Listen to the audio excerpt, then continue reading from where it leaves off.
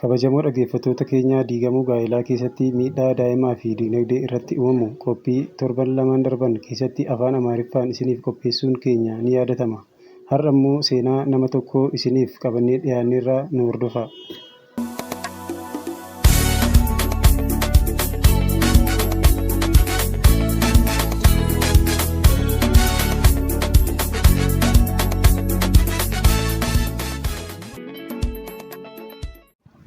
Tole maqaa kee fi bakka jiraattuu fi daa'ima meeqa akka qabdu dhaggeeffattoota keenyaaf ibsa godhime.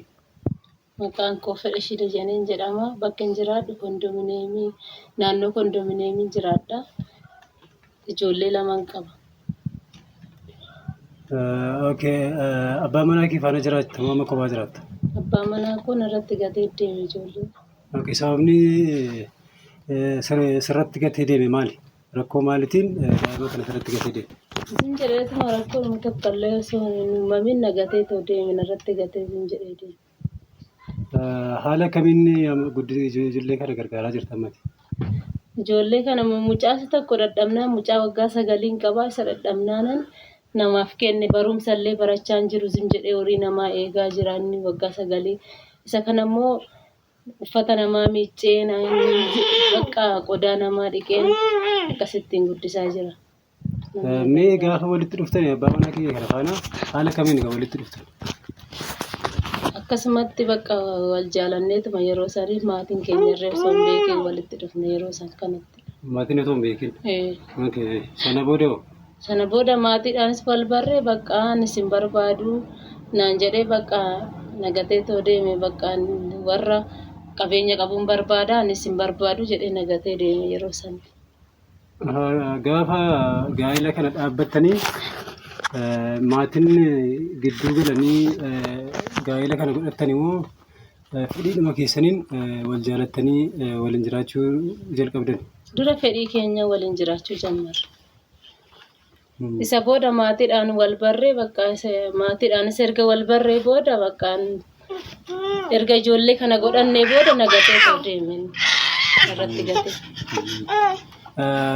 Ollaan yookaan maatiin dhimma keessan kana gidduu seenanii ilaaluudhaaf yaaliin goone? Yaalii godhanii dadhabnaan dhiisanii bakka achumaan dhiiseen fuudhee kanan jiraachuu. Fuudhee dhalchee wajjin jiraachaa jira. Maatiin gaafa dhimma keessan kana ilaalanii maalirratti murteessanii dhiisanii maatiin? Maal laatu jedhaniiti dhimma keessan kana? Akkam godhaa jedhaniiti dhiisanii mee waan kana? Isaan bakka amala isaa bakka bitaatti gallaan isas gorsanii dadhabanii bakka maa gochuu hin dandeenyu jedhanii maatiin korree bakka hin dadhaba harka qallee jira isaanis maa gochuu humna dhabanii bakka anis immoo isin jedheetu mana waaqayyo akka fedha isaanaa godhu jedheetan qabadhee too taa'e. Sana booda achumaan adda baatanii jechaadha kanuma? Adda baanee bakka anis immoo. Daa'ima kee jechuun amma kophaa dhuma kee guddisaa jirta moo inni dhufee daa'ima isaa ni ilaala hin gargaara? Ilaalus hin gargaarus homaan godhuuf. Waan bilbilee fi maalii mucaa kana maalan godhaa ishiin harkatti du'ee qoonqoo minamina uffatan qabu maalan godhaa yoon jedheenini akka feete godhi akka feete godhi anumaa gochuu hin danda'u jedhee too bakka jecha hin taane natti deebisa.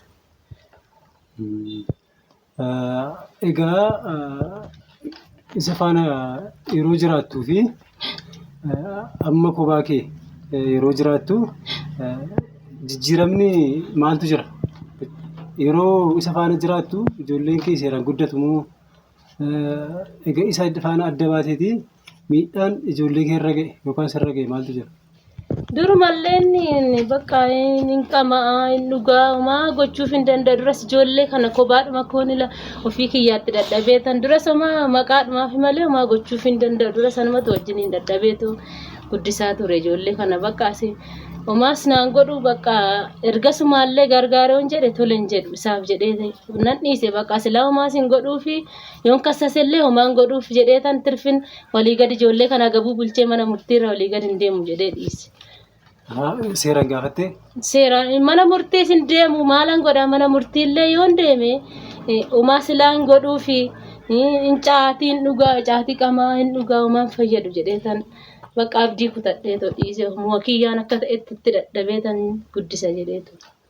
Seeraanillee jechuun ijoollee kanallee akka qarqaaruudhaa fi seeraan gaafachuu maaf yaaliin goone?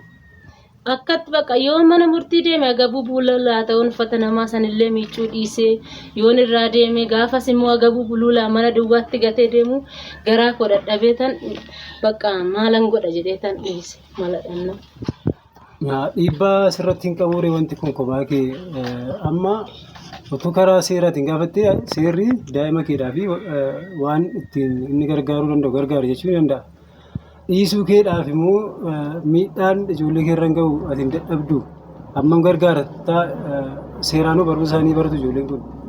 Barumsa maal hin baratan kun inni tokko barumsa dhiisee horii namaa eegaa jira bakka harka namaa eega mana namaatti galee bakka baadiyyaatti firattan kenne.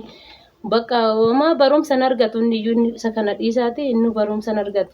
Obboleettii koo ishiituun gimmaa sa'aatii san naa qabdeet obboleettiin kiyya gimmaashi qanii sana naa qabdee gimmaashi qanii immoo dhattee baratti. Ishiitu amma sunarraa qabee qonqoo san iyyuu danda'eetoo isaan jiraachisa malee barumsan dandeenye.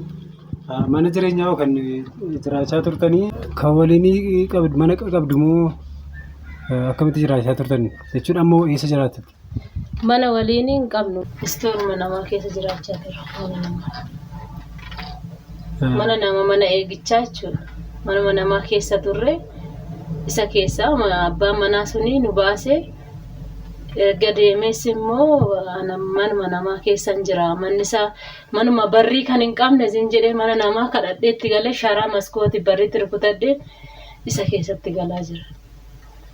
Ijoollee lama qabaa jette. Waggaan isaanii meeqa ijoolleen kun? Inni xiqqaa waggaa 2. Inni guddaan immoo waggaa 9. Waa'ee abbaa isaanii si gaafatu? Waa'ee abbaa isaanii inni kun immoo bakka isa sanallee namaaf kenne inni kun immoo nama karaarra deemu muluyyuu abbaa koo abbaa jedha bakka nama karaarra deemu himma abbaa naan jedha malee waan biraa bakka abbaa keenya hin jiru abbaa jedha bakka. Mee ati abbaa manaa kee kana faana adda bahuu keetiin maaltu sitti dhagahama siin?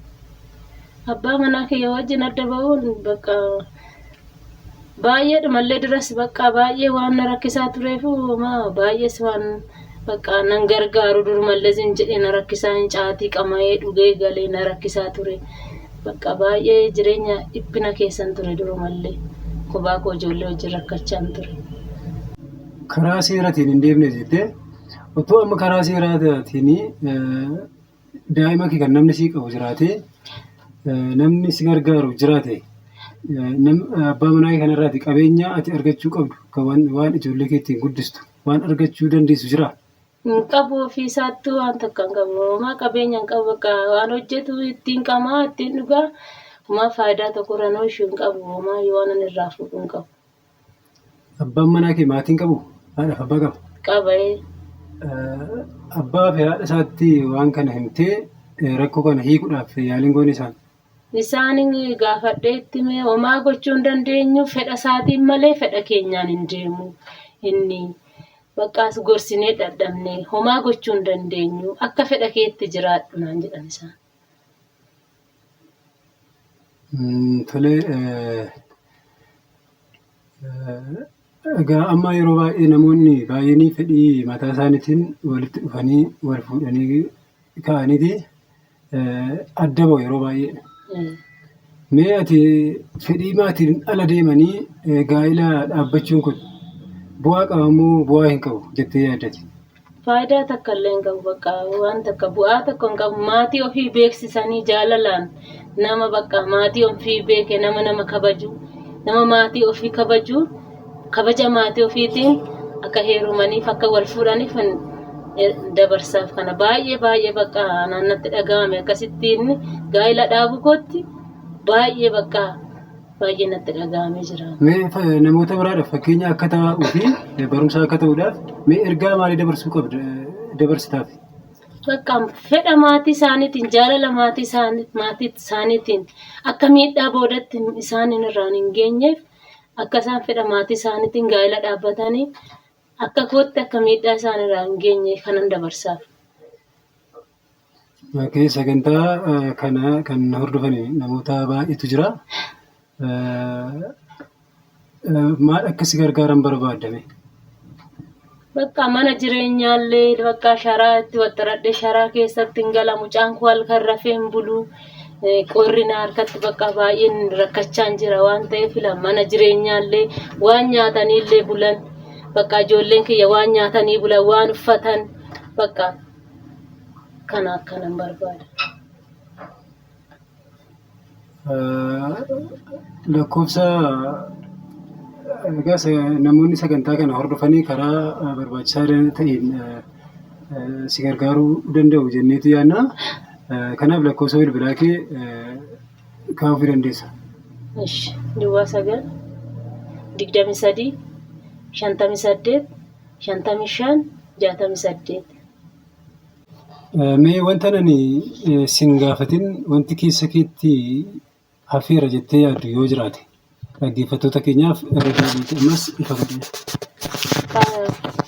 Wanti nani waan bira waan hani hafi bakka jireenya koo kana bakka kana dhiphina kana baay'ee bakka kanan dadhabaa jiru kana boqonnaa waan naa ta'u jechuudha. Kanan dabarsu bakka jireenya kaleessa bakka baay'ee bakka tattaafadhee dadhabee ijoollee kanallee akkanaa baratanii bakka ijoolleen kiyya akka baratanii argu mana barumsaa deemuu isaallee akkan argu mucaa kooyi obboleettii koollee bakka na bira teessan jettu baay'ee waan baay'eedhaan rakkachaa mucaa kana na gargaaraati baay'ee rakkachaa jirti obboleettiin kiyya sanan barsiifataa jaa baratti ishiin baay'ee bakka otoo mijatiiniif bakka barachaa jirti ishiinillee.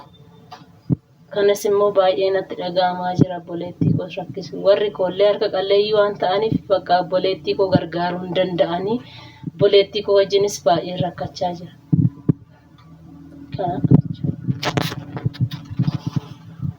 Manni itti keessa jiraadhullee caakkaadhaa dallaan qabu obboleettiin koollee xiqqoodha anas ta'e umuriin koo ganaa waan ta'eef umuriin koo waggaa 29 obboleettiin kiyyas immoo daa'ima waan taateef mana san keessatti caakka san keessatti ila obboleettii koollee daffaruudhaan warri machaan achiin deemu waan ta'aniif namoonni dargaggeessi minaamin barrii fuuldurallee yeroo darban nan dhibbadha way anamoo obboleettii koo daffaruu laata nunaasisuu laata jedheetan baay'een dhibbadha nan bu'aa bakka natti dhaga'ama qorrillee goodadha waan ta'eef bakka barriin qabu.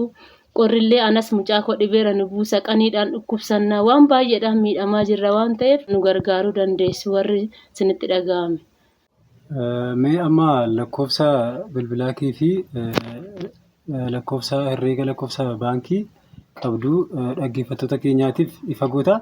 Maalimmoo akkas gargaaruu qabanis karaa barbaachisaa ta'een akkas gargaaraniif dhaggeeffattoota keenyaaf ifa godhime. Waan lakkoofsi silkii kiyyaa duwwaa 9 23 58 55 68.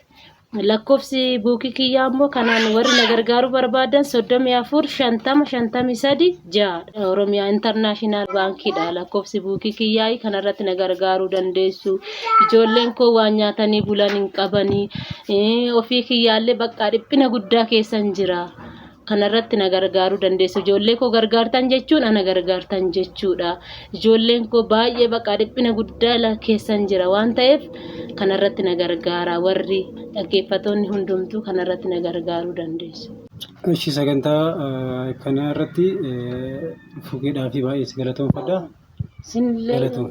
Sinillee dhuftanii waa'ee rakkoo koo kana na gaafattanii rakkoo kootiif furmaata naa laachuudhaaf furmaata naa kennuudhaaf waan dhuftaniif eebbifamaa waaqayyo sinaa eebbisuu dhaggeeffattoonni keenyallee eebbifamaa waaqayyo sinaa eebbisuu bara keessaa naa eebbisuu eebbifamaa.